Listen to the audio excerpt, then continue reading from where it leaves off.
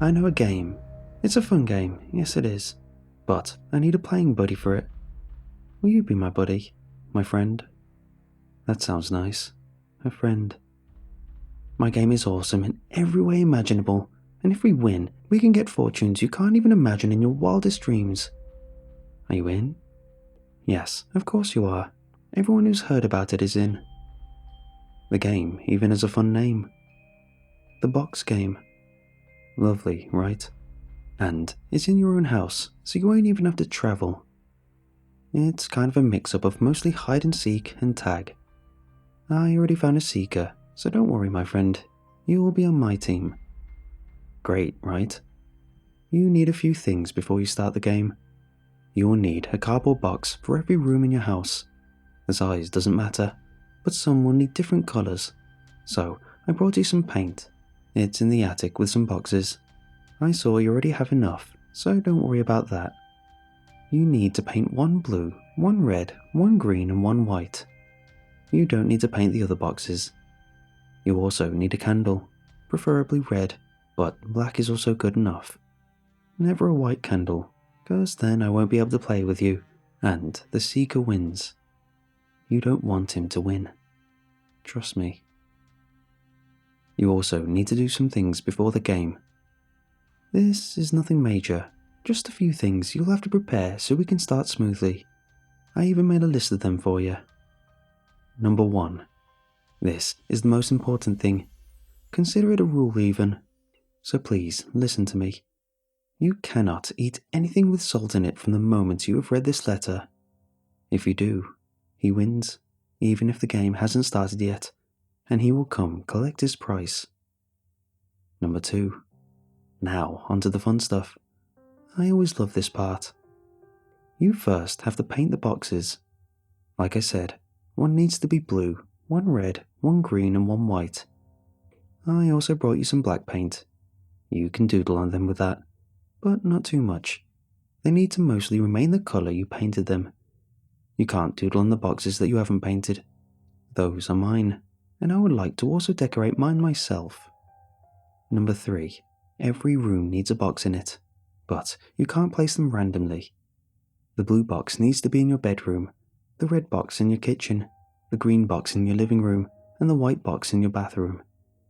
You can place the other boxes randomly in the other rooms, but be sure to place one in each room, even your storage room, attic, basement, and even your garden. Otherwise, it counts as cheating. Number 4. Last but not least. You have to sign this paper with a drop of your blood. I'll help remind you of this if you haven't done it before 11 AM. Well, now you're all set to start the game. It's going to be really exciting, but don't worry. As long as you don't forget to take a box of matches with you and light your candle before the game begins, we'll be fine. There are a few rules for during the game too, so make sure you remember them tonight, cause that's when the game starts. They are really important. You surely don't want to break any. You do not want to be a cheater. Number 1. Be ready at 11:30 PM. All of the lights have to be turned off and the boxes have to be in the rooms. I know, the game starts at midnight and ends at 6 AM, but the Seeker likes to arrive early, so I'm warning you in advance. Otherwise, he follows the rules to the letter, so you have nothing to worry about. Number 2. Keep a box of matches on you and light the candle at exactly 11:30 PM. The candle has to be on for the whole game. Number 3. The candle will glow really bright for a moment when he arrives, and you will hear the sound of bells. That is when the game has started. Number 4.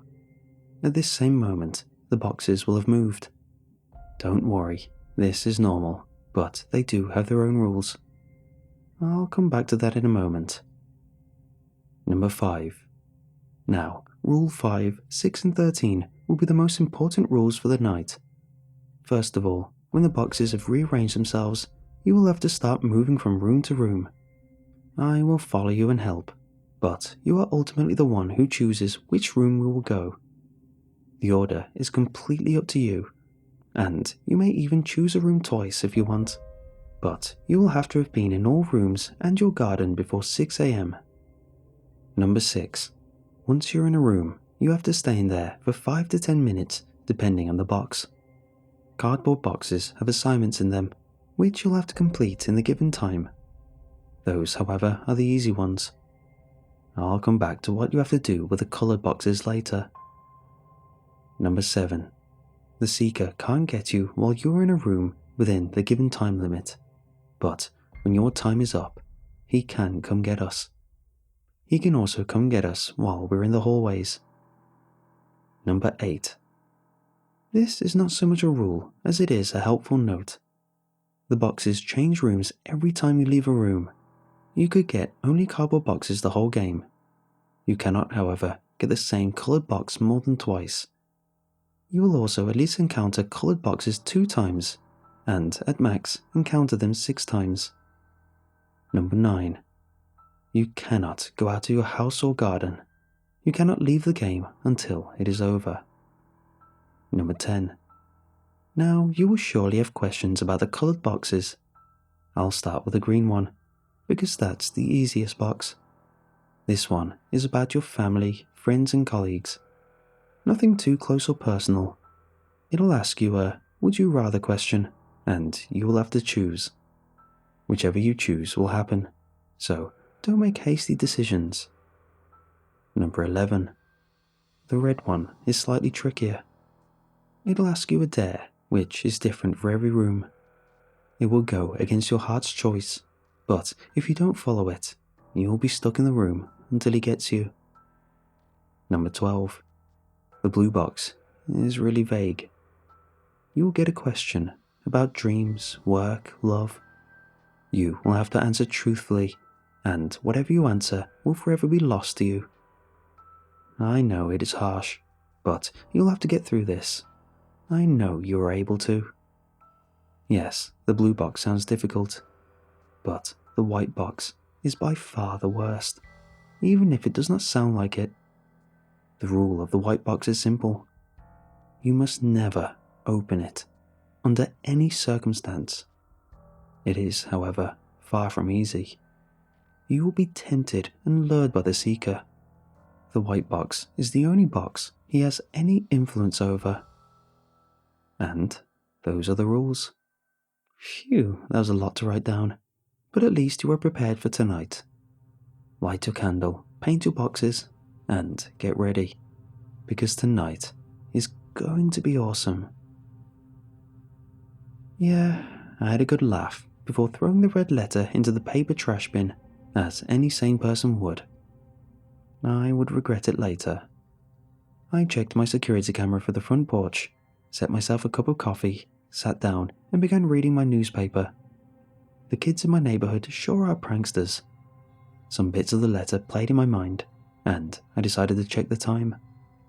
10:58 a.m. I rolled my eyes. Sure, I'll humour myself and wait for the clock to strike 11 a.m. 10:59. As if anything would happen. What the? Don't forget. The words were written in shadows on my table, and I looked around to find what could have caused them. When I looked back, they were gone.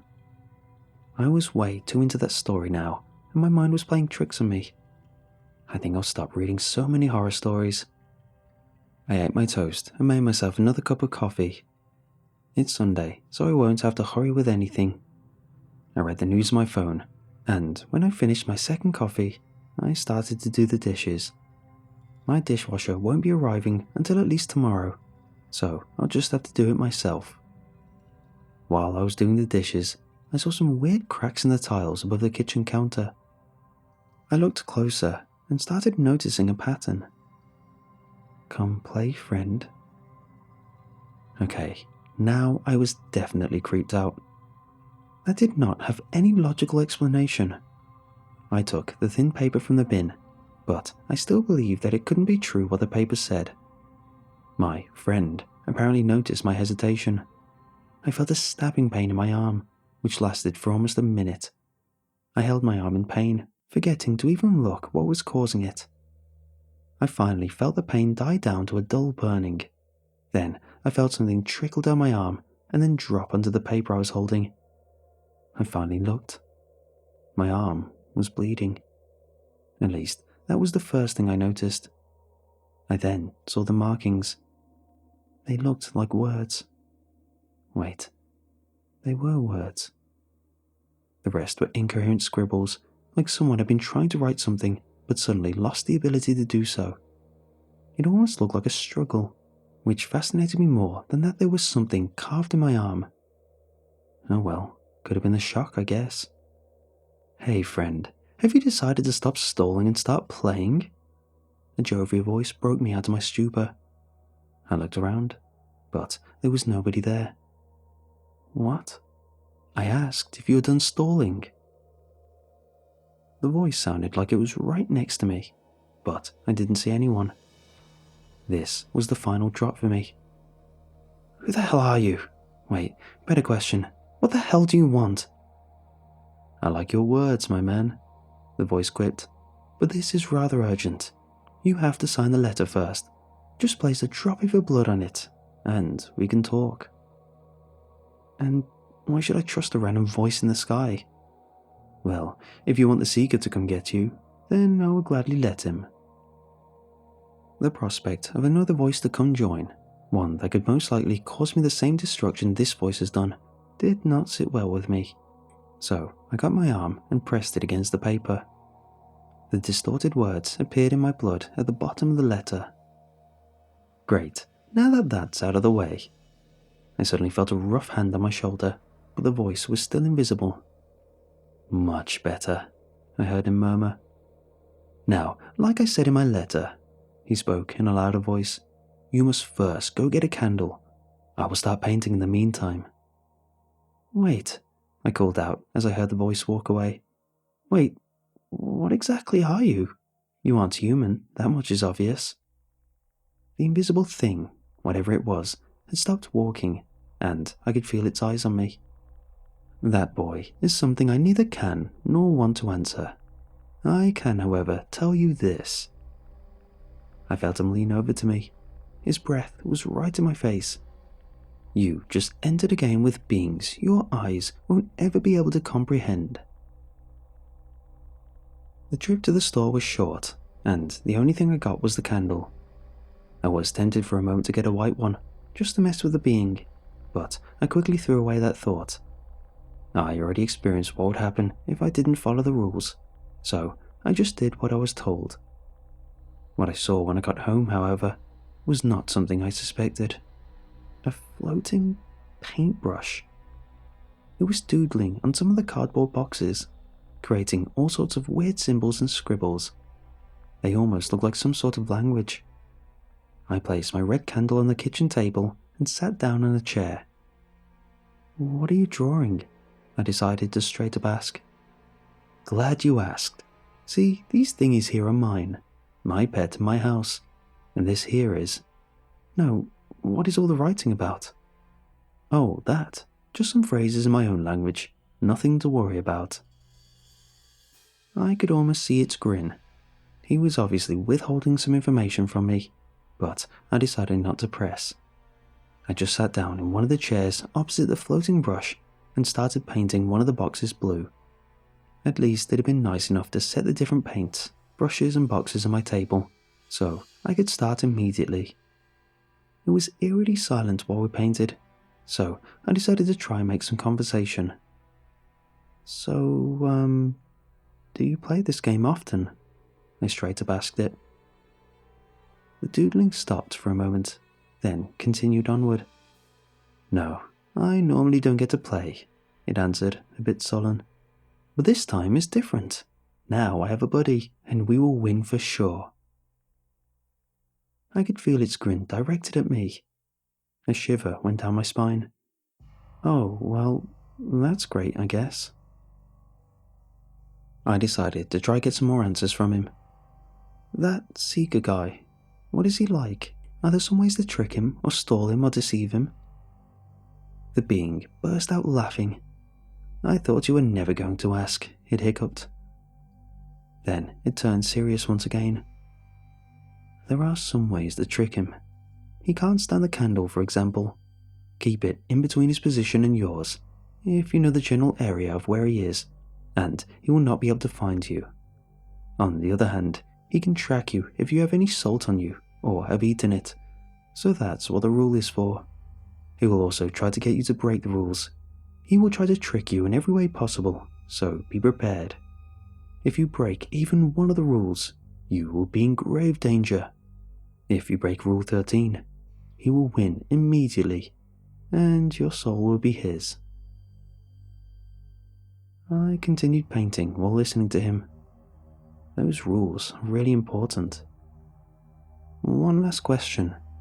I remembered the peculiar Rule 13. Why must I never open the white box once the game has started? What will be inside of it? I can't say what is inside of it, or we have already lost, but I can tell you that it is not worth opening it and unleashing him upon us. Just try to forget it and you will be safe for the night. Great. Again, no straight answer. I knew better than to try peeking in it tonight. But damn, the temptation was so big. While I continued painting, I thought about what it had said. So the candle was like a barrier for the seeker. That's good to know. That way, I'll be able to keep him from getting to me. But the invisible thing here at my table was withholding something from me.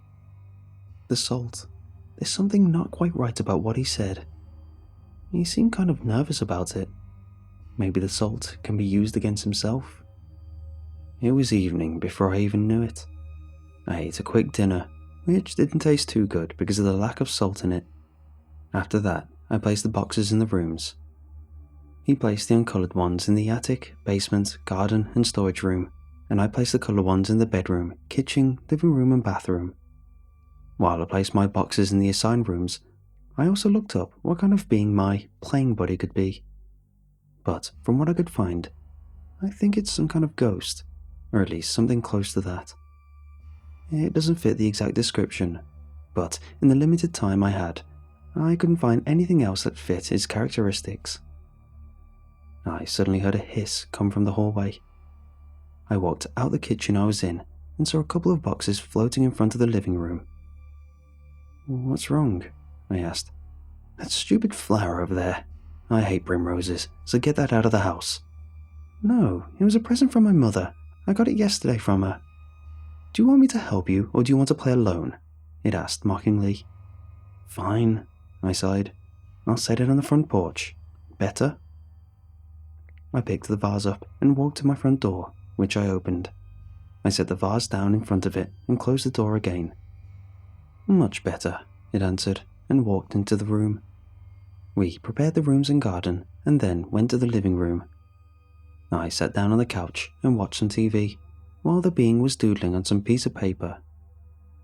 At 11:30 p.m, the being stopped doodling. "It's time," was all it said. I nodded, turned off the TV, and stood up. "Let's get this show on the road," I responded. I got my red candle and placed a box of matches in one of my pockets of my jeans after I lit the candle. I felt the being walk over to me and then stand next to me. It was at that moment that I realized I didn't even know its name, if it even had one. "Do you have a name?" I decided to ask bluntly. "Well, of course. It's a bit long, so I'll just give you the name my friends normally call me. Dolor." "Well, nice to meet you, Dolor," I said a bit mockingly. Dolor snorted, but didn't say anything else. We sat in silence for about 15 minutes before the candle suddenly lit up really bright, so bright I had to shield my eyes with my hands. I had been anxious of what was coming all day, but a sudden calm swept over me for a second, before the anxiety returned tenfold. My last spark of hope for all of this to be some kind of sick joke was extinguished. The room was dark again, and my eyes needed to adjust for a moment. Dolor spoke up. "He starts as far away from us as possible, so he will be somewhere in the garden. But first, let's see what box has appeared here." Indeed, I almost forgot. We were in a room, so the box here was also switched. I walked to the table in front of the TV on which I'd placed the green box. A cardboard one had taken its place. "Come on, open it," Dolo encouraged me. "If you keep waiting, he'll find us for sure." I looked at the weird symbols on it and shivered. Something about the box was off, and I could feel it radiating from it. Still, knowing every second whatever being was in my garden was getting closer, I opened the box. Inside were a die and a piece of paper. I held the paper close to my candle, but not too close, and started reading. "Roll the dice and get your prize. If you roll a 1, you lose. Dolo will decide what you'll have to do. 2, still not good, but hey, no one is perfect. You will have to wait here for 5 minutes. 3, at least you're getting somewhere. You will have to wait 8 minutes. 4, wow, that's pretty good. You will have to wait 10 minutes now. 5, great, that's a really high number. You will get to pick what kind of box will be in the next room you want to visit. 6, you win. Congrats. You can ask Dolo one question and he will have to answer honestly. It can't be about the white box though. Good luck to you and Dolo. May the best player win." "Oh, a game where you play against me. How exciting," Dolo crowed. I was a bit confused. Why did I have to wait longer if I got a higher number? Other than that, the prizes got better every time I went up a number. There was something wrong here, however. I did not want to ask Dolo. He's been pretty suspicious from the beginning, so I don't think he'll give me a completely honest answer. I picked up the die and looked at it closely, but I couldn't see anything unusual about it. Still, I wanted to be sure the game wasn't rigged. "Do you mind if I throw it a few times before we start? I would like to know if this thing isn't rigged." "Sure, go ahead," he giggled. "But remember, the more time you waste, the closer he can get. I'd keep that candle between you and the door if I were you." He giggled again and got seated on the couch. At least, there was an imprint on the couch, so I think he sat down there. I threw the die a few times, and it seemed to act normal. "Okay, I'm ready to start the game," I called out to Dolo. "Great," was all the indication I got. From what I heard, he didn't sit up any straighter or stood up and got over to the table. It almost seemed like he didn't care, or maybe even knew what was going to happen. I rolled the die a few times in my cupped hands, then threw it.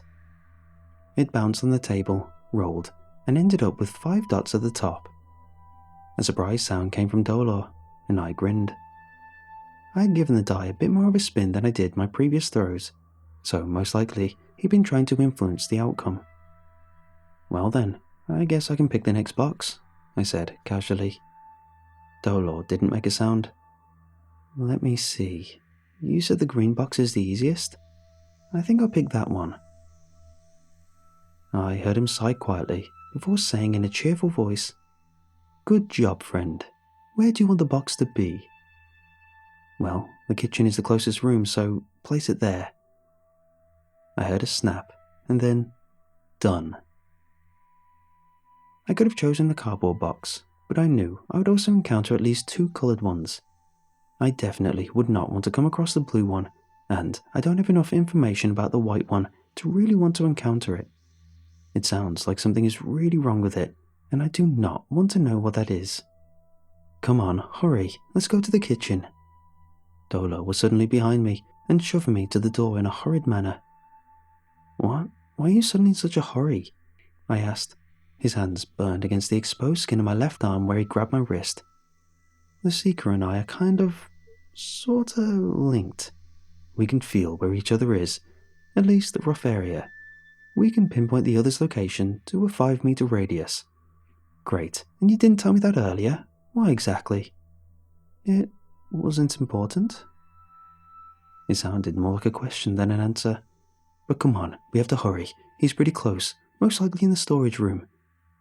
That was right at the end of the hallway, near the stairs. Damn. Is there no way to stop the link? I asked. There is one way to make it very difficult for him to find me.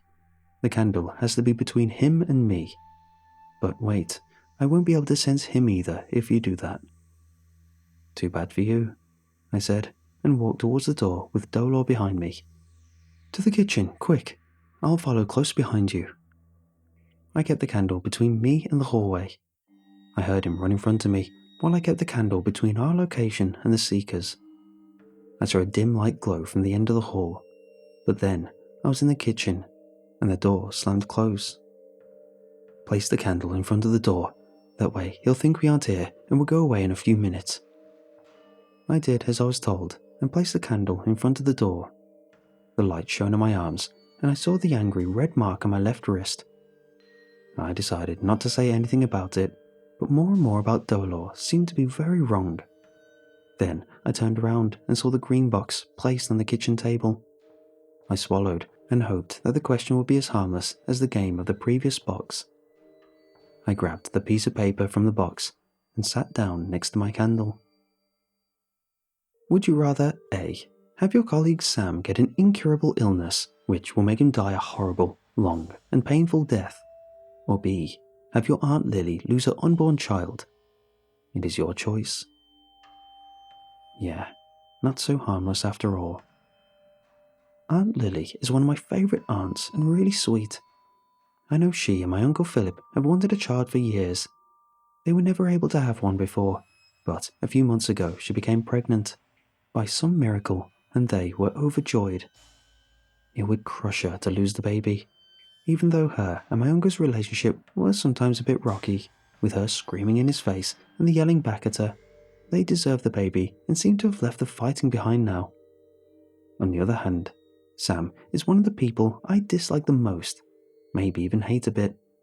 He's insufferable and will do and say anything to make himself look good and make others lose face. His behaviour is, however, by far not enough to make me want to have him die such a horrible death. He did some good things, like raising funds for charity and helping local small businesses. Take your time, I don't need an answer immediately, but remember, you have 10 minutes. I looked in Dolor's direction. And what if I don't choose? Then they will both happen. I don't have a shred of doubt that that would happen. He would definitely be able to do that. What should I do? In the end, my personal feelings won. I choose Sam to die.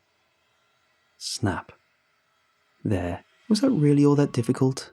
Dolor asked mockingly. He was the bane of your existence. It's only natural you choose him.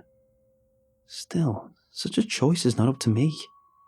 So, where do we go next?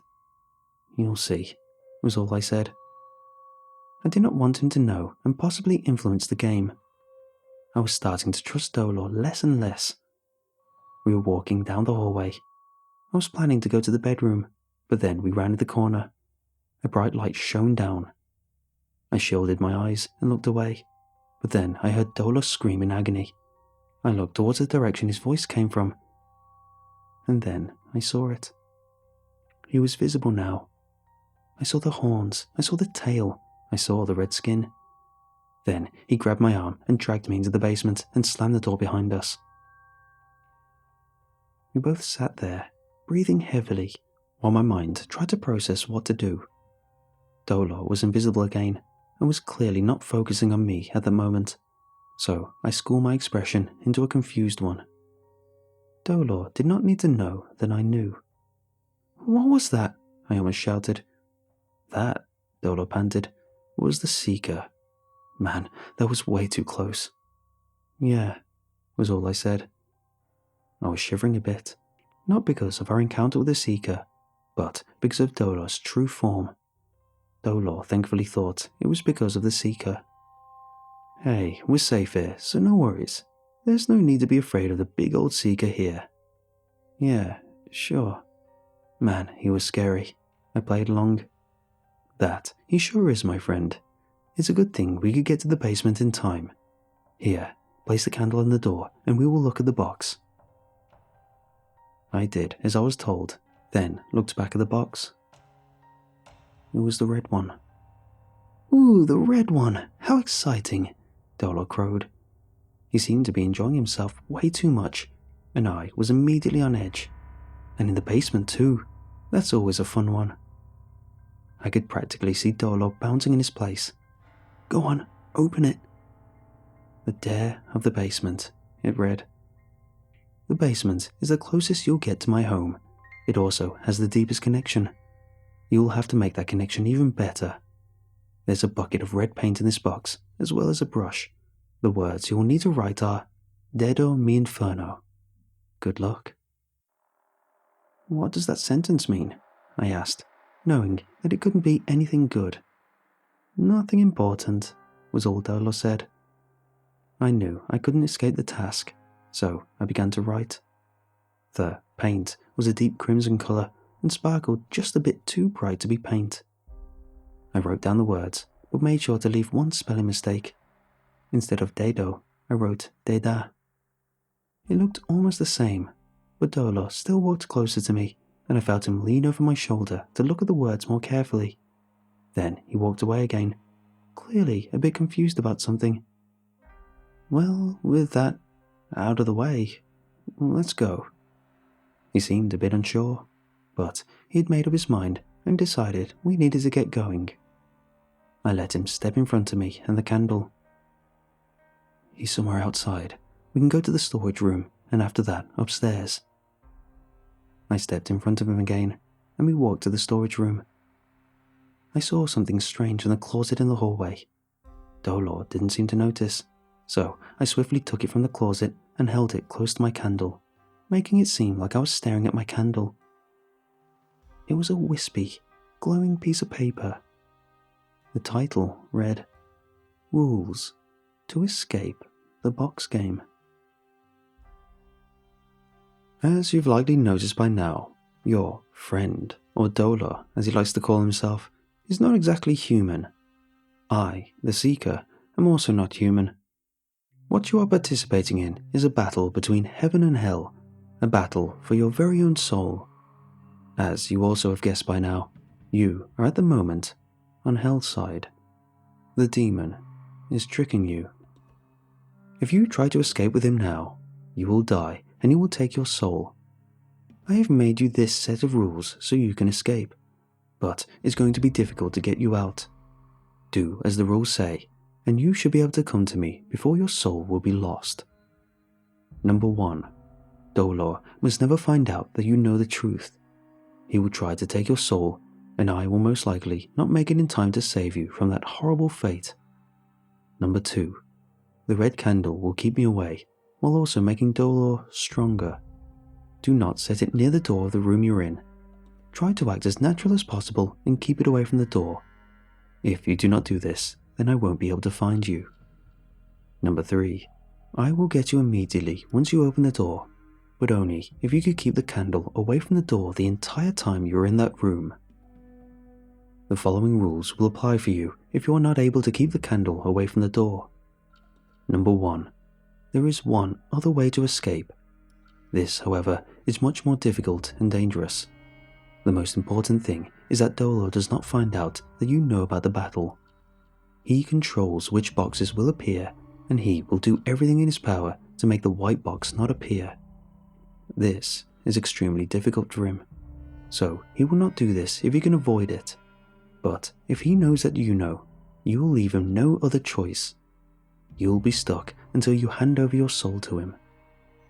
Number 2. The white box can only appear in certain rooms and will appear at least once during the game. The rooms in which it can appear are the bedroom, bathroom and the attic. Nowhere else. So try to get to these rooms as fast as possible. Every box you have to complete which isn't the white box is one too many. If you already completed all the coloured boxes, including the white one, then I am sorry, but there is nothing I can do for you anymore. Number 3. This step is the most difficult. When you are in a room with a white box, you will have to open it. This may seem simple, but it is the hardest rule. Dolo will try to stop you as soon as he knows what you are trying to do. He cannot kill you, nor will he be able to possess you, but only if you haven't completed the red box's task successfully. If you have, just pray it'll be a swift death. Number 4. If you have not completed the red box, Dolor will not be able to kill you, but he'll still be able to harm you. You've most likely seen him do something to your house, or even yourself, before you agree to start the game. He will harm you again and use many illusions to trick you, but he cannot make you blind to the box. Just remember, whatever you have to go through to open the box is better than not opening it. If you go against Dolor's rules, he will try to kill you or make you surrender your soul. If you go against any other rule than the white box rule, he can kill you. Good luck. Great. I only have to choose between going to heaven or going to hell. Easy choice, right? Except, I don't want to die. I have a life here, with amazing friends, a fine job, and a beautiful girlfriend. So why would I give all of this up? There has to be a way for me to survive, right? As I thought about the very few possibilities I had, I walked into the storage room with Dolor. He shut the door behind me before I could come up with a plan to go to the upper floor rooms first. Thankfully, there was a cardboard box in this room. I think Dolor thought it to be suspicious to have 3 coloured boxes, one after the other, in the rooms. "Ah, a cardboard box," he exclaimed. Now that I knew about his secret, I could finally hear the tiny hint of a mocking tone in his voice. "Well then, let's see what's inside," I replied, keeping my voice neutral. I don't want to be stuck in here any longer with that seeker guy following us. I had to keep up the facade. He fell for it completely. "Yeah, he's creepy, man. Go on, open the box." I walked up to it, keeping the candle in my hand, and looked at it. I saw some drawings of food and gravestones on it. Great, I knew where this was going. "Don't forget, place the candle in the front door, otherwise the seeker will find us." Damn. I placed the candle at the door and took the box there too. I opened the box and saw a piece of paper at the top. I grabbed that first and started reading. "Welcome to Russian roulette, but Dolor style. Here are 6 different foods, some perfectly safe and some poisoned with a deadly poison, which you can't smell, taste or see. Now, I know Russian roulette only has 1 bullet in it, but something like that would make this game way too easy. Don't worry, I didn't make it that hard. I ain't that cruel, but I did make it a bit more difficult. Half the foods are poisoned. You get to choose 1 food and have to eat it whole. Have fun." There were indeed 6 foods in the box. An apple, a pear, a peach, an orange, a banana, and last, a couple of strawberries, all in the same plastic box. Strawberries are my favourite food, but I knew Dolor would most likely know that and poison them. The banana also stood out, since the other foods are round, so I didn't choose that one either. If I was corrected, then there would only be 1 last poisoned food. Then I remembered. The forbidden fruit in the Bible was an apple, so most likely that one was also poisoned. I hesitated a bit, but decided to go for the orange.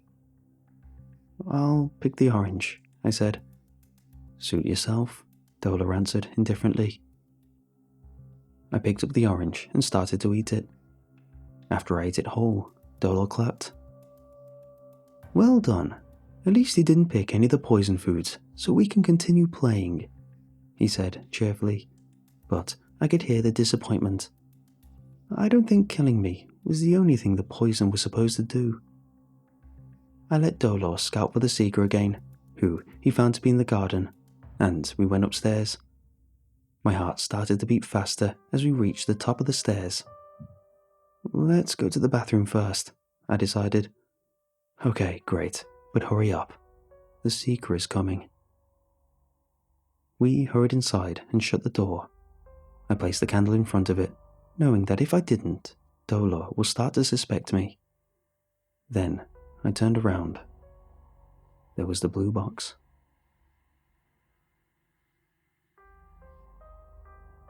The box stood on the sink, which made it all the more creepy. My reflection looked at me in the mirror above the sink. The candle in the background made me appear as more of a shadow, a blank space. I didn't see 1 shadow, however. I saw 2. The other shadow certainly looked humanoid, but there were some big differences with mine. I immediately knew it to be Dolor's. "Yes, I always loved that blue box," the shadow spoke. "It's so interesting." "I'd hoped we wouldn't encounter it," I mumbled. I'd hoped that Dolor would have chosen the white box and I could have finished the game then and there. But no, he had to do the blue box first. He really thought I had no clue about the secret of the white box and no way of getting to know it. "Come on, open it. I want to see what's inside," Dolor whined. "Okay, stop whining." I looked at the box and gulped. I remembered the rule. I will lose something. I opened the box. A little piece of paper sat neatly folded on the bottom with a red ribbon tied around it. I untied the ribbon and unfolded the paper. "You know the rules, so here is your question. What is the one thing you would never want to lose?" I stared at the paper, dumbfounded. "Wait, what does it mean by that?" "It could be anything," Dolor sang. "An object you can't live without. Maybe the ring your wife gave you on a dying bed, or something not material. A quality you are proud of that you couldn't bear to lose. Kindness, supportiveness, whatever you want." I knew the answer to that question. I also knew that, if I didn't answer it correctly, then I would lose the game. I had to think of a way out of it. The one thing I would not want to lose. "Tick-tock, your time is starting to run out," Dolor grinned. "If you don't answer in time, you will lose." The air started to grow colder with those words. I frantically racked my brain for a solution, but couldn't find any. I started panicking further, which, of course, didn't help me get my answer. 10, 9, 8, Dolor droned. "My humanity," I finally sobbed. "I couldn't bear to live without my humanity." There, that wasn't so difficult, right? I started to feel a strange sensation all over me. Then the panic started to ebb away. The hate started to fade. The sadness disappeared. In its place was a strange nothingness, a void. It didn't feel wrong or uncomfortable. It didn't feel comfortable either. "Humanity," Dolor said, "as you thought of it, is the ability to feel and decide what's right and wrong. Morals, feelings, those define humans from animals. That's what you, like many people, thought." Right? Wrong? Why can't I remember the definition of those words? "But there is so much more potential," Dolor went on. "Humans are smart and wicked. Take away the morals, and they are finally complete." I saw Dolor's shadow in the mirror, approaching me from behind. He laid his clawed hands on my shoulders. "Rationality, making decisions without being biased by emotions. No human can truly reach this because they do not have emotions. They are biased. They make decisions to ensure the survival of their group, of their loved ones.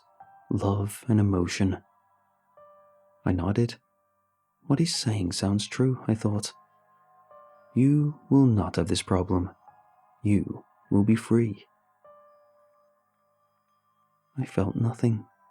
I simply nodded. "I have a question for you. Do you know of the Seeker's rules?" I just nodded again. It was no use lying. He would know and would kill me. Dolor's form became darker and returned to how it looked before. "Do you agree with them?" he then asked, his voice sounding intrigued. "No, I do not," was my honest answer. I elaborated. "It does not seem fit for me to die.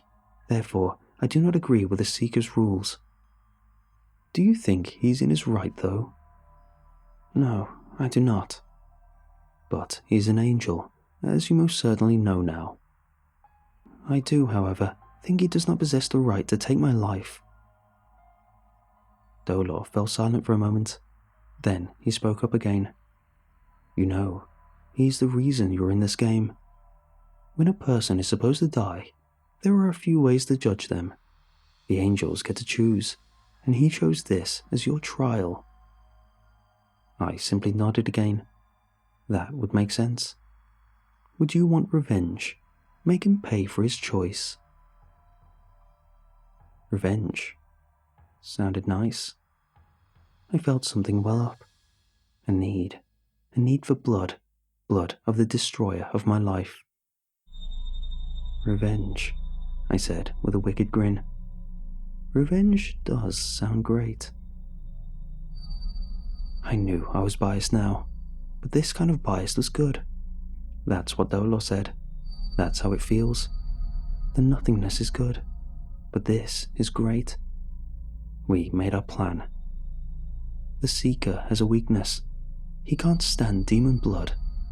As you know, that won't be difficult to get, but the hard part is getting close to the Seeker without raising suspicion. He knows I wouldn't let you go without intentions bad for him, and he knows I would know if you tricked me. I would also not let you go then. So there is no way to get him to come to us without me getting taken by him? I asked. There is a way you can get close to him. You remember the white box? I nodded. You'll have to open it. What? I asked. The nothingness returned. Is Dolo really this stupid? You do know I'll still be taken then, right? I asked him sarcastically. Not if everything goes according to plan, Dolo answered. Seeing that I didn't understand, he started explaining. The only safe way for him to come is if you open the box. He will think that you followed his instructions, thus believing you to be on his side. If you throw some of the demon blood on him at the exact moment he arrives, then he will have no way of defending. You'd win. Needless to say, we set that plan into action. We went to my bedroom, and I even kept the candle from the door. Then I waited a few minutes before I opened the box. The effect was immediate. The candle flickered, while the box started to glow a starry white. Then the Seeker started to slowly rise from the box. He was big, way too big to fit through the box, but he did. I stared for a moment, dumbfounded to finally see him, but then Dolos screamed and my thoughts went back to reality. I grabbed the little bottle of Dolos blood I had extracted and threw it all over the Seeker. With a loud screech, he started to sink back into the box. I just stood next to the box, watching him scream in agony. That's for getting me into this mess. So, I guess that means I'm going to hell, right? I turned towards Dolo, directing my questioning gaze towards him. I was a bit surprised when he started laughing. No, man, I told you I had a way to get you out of this. The blue box was part of that. Having you lose your morals was the only way to make sure you would be able to do the next part. The next part? Someone can be introduced to the game in two ways. As I said in my letter, anyone who knows of the game becomes part of the box game. I had to introduce you via my letter. That's how you got to know about it. But humans can spread the news too. If you tell someone about it and its rules, that person becomes part of the game. If someone learns about it, they become part of the game. I want to make a deal with you. What is it? As you know, the losers of the game belong to hell, to me. The more souls I have, the stronger I become. I need souls, and to get them, they have to lose the game. That's why I kept you around. While you're not in hell right now, I need someone to collect souls to play. For every soul you tell about the game, doesn't matter how, via a conversation, an article, or a post, you get to live another year. Do we have a deal? As you can see, I've made my choice. I will live. Will you, though? Let's find out tonight, in your box game.